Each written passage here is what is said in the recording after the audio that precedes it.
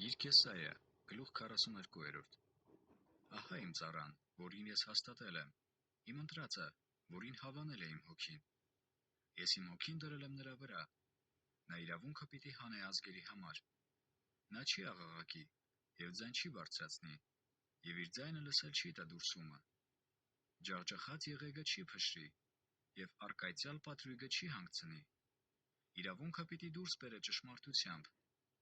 նա չի տկարանա և չի թուլանա, մինչև որ հաստատե իրավունքը երկրի վրա, և կղզիները սպասում են նրա օրենքին. այսպես է ասում Տեր Աստվածը, որ ստեղծեց երկինքը և նրան տարածեց, որ ընդարձակեց երկիրը և նրանում բուսածը, որ շունչ է տալիս նրա վրա եղող ժողովրդին և հոգի նրա վրա գնացողներին. ես, Տերը, սկանչել եմ քեզ արդարությամբ և բռնում եմ քո ձեռքը և քեզ պաշտպանում, և քեզ պիտի ժողովրդի ուխտ չինեմ և ազգերի լույս, կույրերի աչքերը բանալու, բանտարկյալներին բանտից հանելու և կապանքի տնից խավարի տանը նստողներին. ես եմ Եհովան, սա է իմ անունը, և ես իմ պատիվը ուրիշին չեմ տա, և ոչ իմ փառքը կուռքերին. առաջի բաները ահա կատարվել են, և նորերը ես եմ պատմում, նրանք դեռ չբխած ձեզ իմացնում եմ. Տիրոջը նոր երգ երգեցեք, նրա գովությունը երկրի ծայրերից, ով ծովը իջնողներ և նրան լցնողներ, ով կղզիներ և նրանց բնակիչները. ձայները բարձրացնեն անապատը և նրա քաղաքները, այն գյուղորայքը, ուր որ բնակվում է Կեդարը.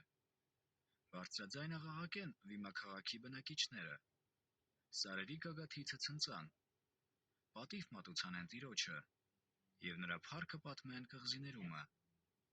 Տերը դուրս է գալու հզորի պես, պատերազմի մարդի պես գրգռելու է իր նախանձը, աղաղակելու ու նաև բարձրաձայն գոչելու է, և հաղթող է հանդիսանալու իր թշնամիների վրա.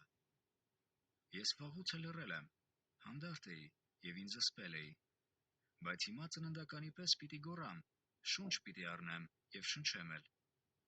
ավերակ պիտի անեմ սարերն ու բլուրները, և նրանց բոլոր խոտը պիտի չորացնեմ, և գետերը կղզիների պես ցամաք պիտի շինեմ, և լիճերը պիտի ցամաքեցնեմ, և կույրերին պիտի մանածեմ իրանց չգիտեցած ճանապարհովը, նրանց չգիտացած շավիղներով առաջնորդելու եմ նրանց առաջին խավարը լույսի եմ դարձնելու, դարուփոսերը հավասարի.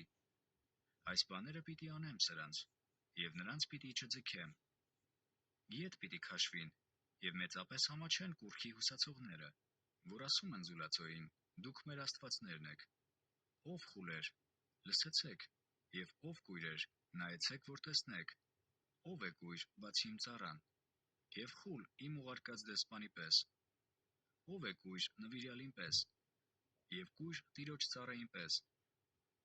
շատ բաներ ես տեսել, բայց բան չես պահել.